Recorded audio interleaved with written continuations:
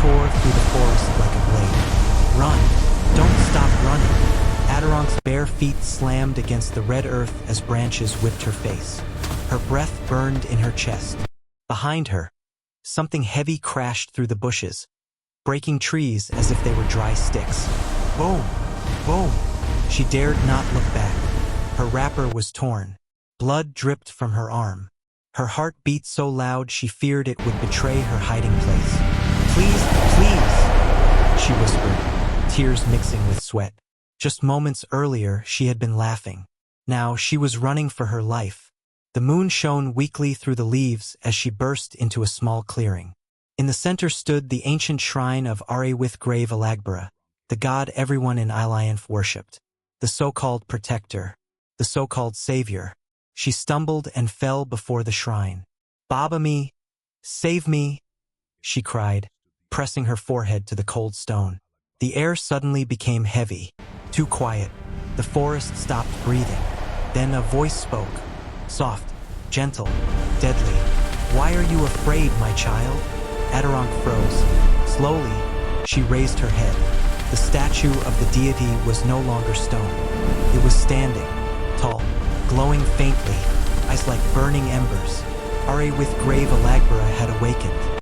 "You called me," the deity said calmly, "and I have answered." Relief flooded her face. You came," she sobbed. "Something is chasing me. Please help me." The deity smiled, a smile that never reached his eyes. "Of course," he replied. "I always help my children." He stretched out his hand. "Come." She hesitated. Something about his voice felt empty, but fear pushed her forward. She placed her trembling hand in his. Instantly, her body stiffened. "Wait!" she gasped. Dark smoke wrapped around her wrist like chains. Her eyes widened in terror. "My lord, what are you doing?" Òrìṣà Alágbára leaned close to her face. His voice dropped. "I am taking what you promised." I never promised anything." He chuckled softly. "All who kneel before me do." Her scream never reached the village. By morning, Adarank was gone, like many others before her, and Ilé-Àyànfé continued its life unaware. 3 days later, drums echoed through the village square. Boom, boom, boom. Women danced in colorful wrappers. Men clapped. Children ran around laughing. It was festival day, the day they honored their beloved god. "Kunle, hurry up!" his mother shouted from inside their hut. "We'll be late." "I'm coming, Mama," Kunle replied, tying his worn sandals. Kunle was 17, tall, slim, curious eyes that always looked like they were searching for something. He grabbed his notebook and slipped it into his bag. "Why do you always carry that book everywhere?" his younger sister, Morenike, teased. He smiled. "Because stories die when nobody writes them down." She rolled her eyes. "You're strange." They joined the crowd heading toward the main shrine. Along the road, people sang, "Òrìṣà Alágbára, our shield, our light, our life." Kunle sang too. He had grown up believing. Everyone had. When drought came, the god sent rain. When sickness spread, the god healed. When war threatened, "Behold the enemies power of the disappeared. ancients! So they worshipped blindly. None At the shall shrine, defy us!" High Priest High Balagan Priest stood in Balagan white robes, stood at the door. arms raised. "People of Ilé-Àyànfé," he boomed. "Today, we thank our protector." "Eh?" the crowd replied. Kunle clapped, yet something felt wrong. He noticed a woman standing at the back, crying quietly. Another man stared into space, hollow-eyed. A little boy clutched his mother as if afraid she might disappear. Kunle leaned toward Morenike. "Do you see that woman?" By She morning, shrugged. Adaranki Maybe she was lost gone. someone. That was becoming common. Too common. After the ceremony, Kunle walked toward the temple library where he worked as an assistant. Inside, dust floated in the air. Old scrolls lined the walls. Baba Tund, the old keeper, was sorting books. "Ah, Kunle," he said, "you're late." "Sorry, Baba." "Festival." The old man sighed. In my youth, festivals brought joy. Now, they bring fear." Kunle paused. Fear? Why? Babatund looked around, then lowered his voice. People vanish, my son. Good people. And nobody asks questions. Kunle's heart skipped. But the god protects us. Baba Tunde lafet bitterli. Does he? Before Kunle could answer, a loud bell rang from the shrine. Another blessing session had begun. People rushed outside. Kunle remained standing. Something in his chest felt heavy. That night he couldn't sleep. Adarank's face haunted him. He had known her. She had smiled at him once. Now she was gone. No, he whispered. This is not normal.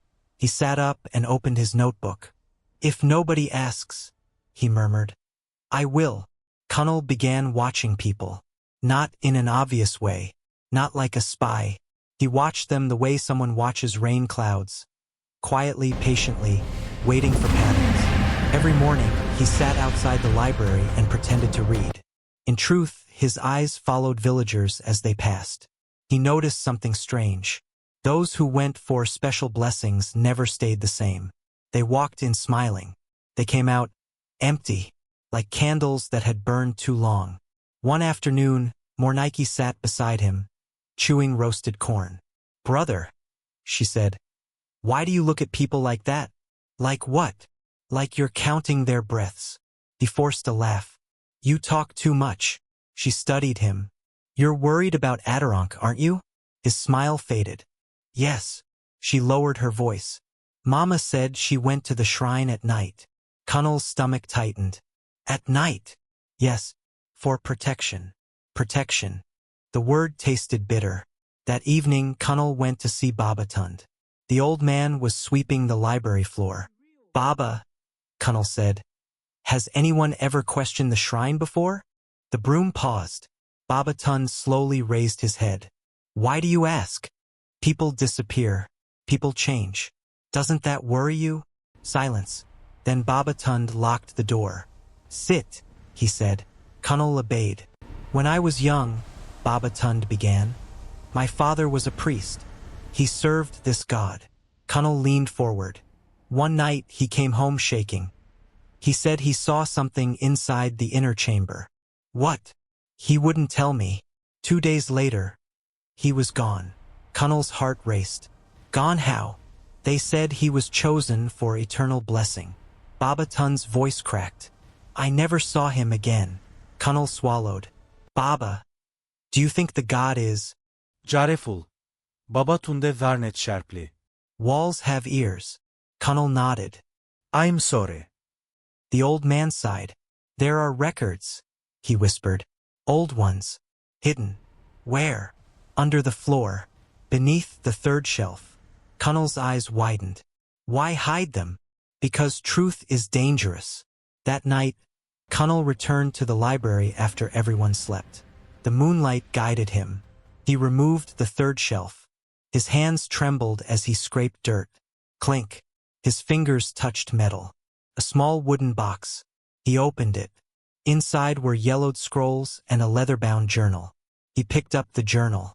On the first page, Confession of Priest Adewale. Kunle's breath caught. He read, my hands are stained. Our God is not what we think. He feeds on us. He grows with every prayer. With every sacrifice. We give him life. He gives us death. Kunle's vision blurred. He flipped pages. He was once weak, a wandering spirit. We gave him form, power. Now he owns us. They take the chosen ones underground. Their souls are trapped in the crystal beneath the altar. Kunle closed the book. No, no. This can't be real. Footsteps. He froze. Kunle, it was Morenike. What are you doing here? She whispered. He quickly hid the journal. Go back home. Why are you shaking? He hesitated. Then he told her. Everything. Her face drained of color. Our God eats people? Yes. She grabbed his arm. We must tell Mama. No, he said firmly. They won't believe us. As if on cue, a voice echoed. Believe what? High Priest Balagan stood at the door, flanked by guards. Kunle's blood ran cold. My son, Balagan said softly. Why are you in a locked library at midnight? Kunle tried to speak. No words came. Balagan's eyes fell on the disturbed floor. Oh, he murmured. You found it. Guards seized Kunle. Morenike Behold screamed. the power of the ancients! Leave him. What? Balagan raised a hand. None shall Child, defy us! your brother has committed sacrilege. Kunle struggled. You know the truth, he shouted. You've always known. Balagan's smile faded. Truth is what keeps peace, he replied. They dragged Kunle toward the shrine. The inner chamber was cold, dark. A huge glowing crystal pulsed beneath the altar. Inside it, faces, screaming faces. Adarong. Kunle collapsed. Please, he sobbed. Balagan knelt beside him. You are special, he whispered. The god wants you. Kunle laughed weakly. No, he won't have me. The air shifted. Light gathered. With grave Alágbára appeared. Magnificent. Terrible. My faithful servant, the deity said to Balagan. You have done well. Then he turned to Kunle. And you, he said gently, are very brave. Kunle met his burning eyes. I'm not afraid of you. The god smiled. You will be. Kunle felt his body lift from the ground. Invisible hands wrapped around his chest, his arms, his legs. He tried to scream. No sound came out. The glowing crystal beneath the altar pulsed faster, like a living heart. Boom, boom, boom. Each beat sent pain through his skull. With grave Alágbára floated closer. You are curious, the deity said calmly. Curiosity is rare. I like that. Kunle forced his lips to move. You're a liar. Balagan flinched. The god only laughed. Liar? No, I am honest. Humans simply hear what they want. Kunle's eyes burned with tears. You pretend to love us. I do love you, the deity replied. The way fire loves wood. The words struck him like thunder. You destroy us, and you give me life, the god continued. It is balance. Morenike suddenly burst into the chamber. Stop, she cried. Leave my brother. Guards chased after her. She fell at Kunle's feet. Take me instead, she begged. Please. Kunle shook his head desperately. No. Morenike, go. With grave Alágbára looked amused. How touching, he murmured.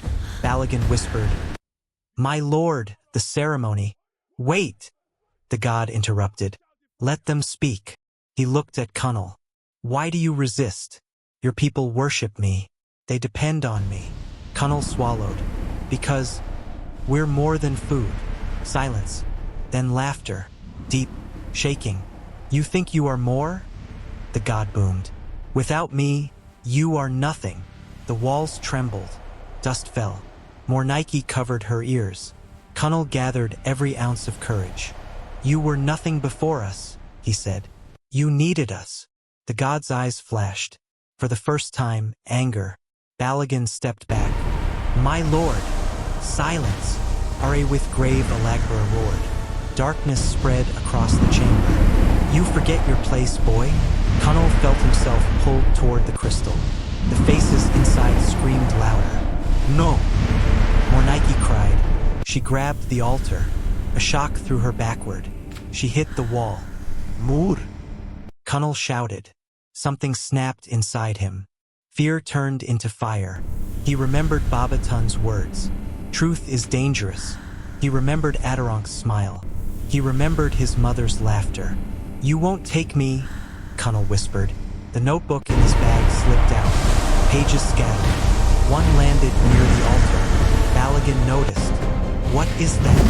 Kunle's voice grew stronger. Proof. He began to speak. Loudly. To the walls. To the spirits. To anyone who could hear. He feeds on prayers. He traps souls. He lies. His words echoed. Outside, villagers gathering for night prayers paused. What's that? Someone asked. Inside the chamber, the crystal flickered. With grave Alágbára frowned. Stop talking. Kunle didn't. He was once weak. We made him strong. We can make him weak again. The ground shook. Balagan covered his ears. My lord, his words. Kill him, the deity roared. Dark tendrils shot toward Kunle. Suddenly, a voice shouted from outside. Is it true? More voices joined.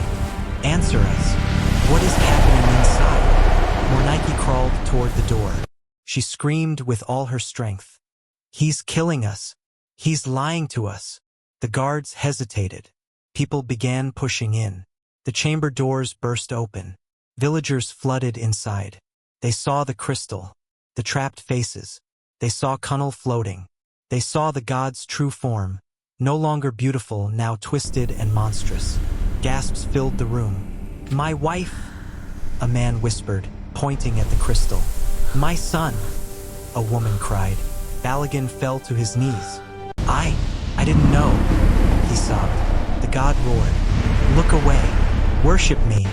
But people were already backing away, shaking, crying. No more, someone whispered.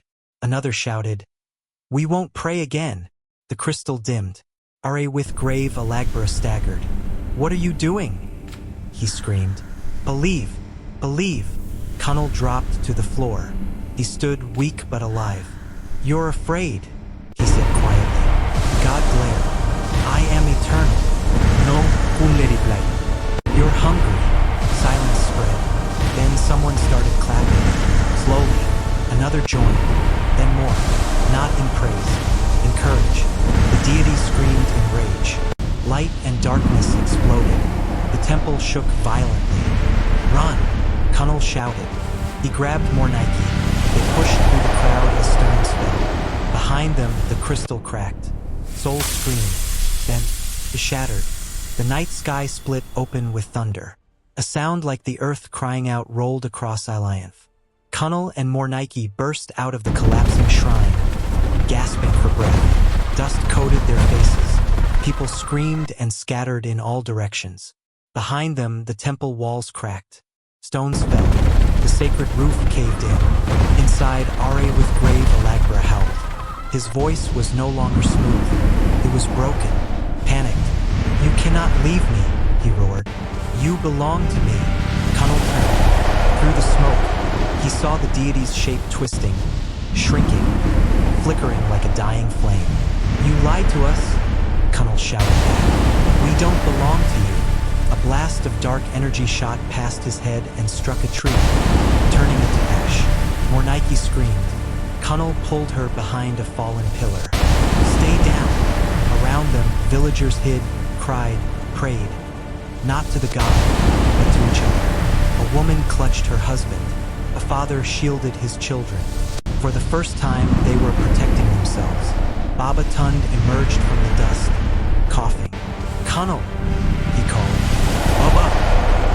The old man grabbed his shoulders. You did it. You opened their eyes. Kunle shook his head. I only told the truth. Inside the ruins, with grave Alágbára crawled out. No longer tall, no longer shining. He was now a shadowy, cracked figure, leaking black smoke. You think you've won? He hissed. You will beg for me again. He raised his hands. Wind swirled. Trees bent. Huts rattled. Panic returned. Run! Someone shouted. Kunle stepped forward. No, he said. People stared. What are you doing? Morenike cried. Kunle's legs trembled. So did his voice. But he kept walking. Toward the god. You're weak, Kunle said. We feel it. The deity laughed bitterly. Weak? Without me, famine will come. Disease will rise. Maybe, Kunle replied. But at least we'll face it together. The words spread like fire. Together. A man stepped beside Kunle. Then another. Then a woman. Then 10 more. Soon, dozens stood with him. Holding hands. Shaking. But standing. Balagan limped out of the ruins. Blood on his forehead. He fell before the people. I'm sorry, he cried. I served fear, not truth. No one answered him. They faced the god. With grave Alágbára backed away. No, no, worship me. Silence. No drums. No chants. No prayers. Only steady breathing. The deity screamed. His form began to crumble. Cracks of light split through him. You are nothing without us, Kunle whispered. With a final roar, the god collapsed into smoke. The wind carried it away, gone. For a long time, nobody spoke. Then Morenike laughed softly. We're alive. Someone else laughed. Another cried. Another hugged a stranger. Slowly, life returned. Days passed. The village felt strange. Quiet. No morning prayers. No evening bells. At first, people were afraid. What if sickness comes? Someone asked. What if rain stops? Kunle heard these whispers everywhere. One afternoon, his mother sat beside him. My son, she said gently. Are we safe? He held her hand. I don't know, Mama, but we're free. She nodded slowly. Baba Tund reopened the library. People came to read, to learn, to ask questions. Kunle began this can't teaching be children, real. not just letters, but courage. Always ask why, he told them, even when it's uncomfortable. One evening, Balagan approached him. I don't deserve forgiveness, he said. Kunle studied him. Why did you help him? Balagan wept. He promised peace. I was afraid of chaos. Kunle sighed. Fear makes slaves of good people. Balagan bowed. I will spend my life warning others. Kunle nodded. That's enough. But deep in the forest, something stirred. Faint shadow. A whisper. I am not finished. The first rain after the fall of Òrìṣà Alágbára came unexpectedly. It was not announced by priests. No drums welcomed it. No sacrifices were offered. It simply came. Soft at first, then strong. Water washed over rooftops, farmlands, and dusty roads. People ran outside laughing. We're not cursed, someone shouted. We're still alive. Kunle stood under the rain, eyes closed. Morenike joined him. You see, she said. We don't need him. Kunle smiled. No, he replied. We never did. Life slowly rebuilt itself. Farmers returned to their fields. Traders reopened their stalls. Children played freely again. But something had changed. People talked more. They questioned more. They listened to one another. Fear no longer ruled them. One evening, Kunle sat in the library, writing. Baba Tund watched him. You're still using that old notebook, he said. Kunle laughed. It saved my life. What are you writing now? Our story, Kunle replied. So nobody forgets. Baba Tunde nodded. Memory is protection. Months later, travelers began passing through Ilé-Àyànfé again. One afternoon, a stranger arrived. Tall, quiet, wrapped in dark cloth. He stood at the edge of the market, watching. Kunle noticed him immediately. Something felt wrong. The man approached a trader. Where is your shrine? He asked softly. The trader frowned. We don't have one. The stranger's lips twitched. Every village needs a god. Kunle walked over. We don't, he said calmly. The stranger's eyes met his. Cold, ancient. You sound certain, the man replied. Kunle held his gaze. We've learned. The stranger smiled thinly. Learning is temporary. That night, Kunle couldn't sleep. He dreamed of shadows, of whispers, of burning eyes. Days later, strange things began happening. Food spoiled quickly. Animals became restless. Children had nightmares. People started murmuring. Maybe we angered something. Maybe we need protection. Fear was returning. Quietly, like smoke. One evening, a group gathered outside Kunle's house. A man spoke. Kunle, things are going wrong. A woman added, maybe we should pray again. Kunle stepped forward. To who? He asked. They fell silent. That's how it starts, he continued. First fear, then lies, then chains. But what if we're wrong? Someone cried. Kunle's voice softened. Then we face it together. Morenike joined him. So will I. Then Baba Tund. So will I. One by one, people nodded. The gathering dispersed. Fear retreated. For now. Weeks later, Kunle followed the stranger into the forest. He didn't know why. He just knew he had to. Moonlight guided him. The man stopped near an old tree. You are persistent, the stranger said. You're not human, Kunle replied. The man laughed. Dark smoke curled around him. I am what remains. A shadow of Ari with grave Alágbára rose. Broken, weak, but alive, it hissed. Kunle's heart pounded. You're finished. Am I? It whispered. Humans always seek something to worship. Kunle shook his head. Not us. The shadow lunged. Kunle closed his eyes. Nothing happened. He opened them. The shadow was fading, crumbling. Why? It groaned. Kunle answered quietly. Because we no longer believe. The wind carried the darkness away. Forever. Years passed. Ilé-Àyànfé became known for something new. Not miracles. Wisdom. People came to learn, to share, to grow. Kunle became a teacher. Morenike became a healer. Baba Tun's library became famous. One evening, Kunle addressed a group of students. Power without truth is poison, he said. Never give your mind away. A young boy raised his hand. Uncle Kunle, will evil ever return? Kunle smiled sadly. It always tries. Our job is to recognize it. He closed his notebook. Outside, the sun set gently. No gods watched. No shadows waited. Only people. And their choices. And if you've stayed till this moment, thank you. You are part of this story. Please like this video, subscribe to the channel, and comment what lesson you learned, so this message can reach more people. Because sometimes, the greatest enemy is not a monster. It is blind belief. And the greatest power is thinking for yourself.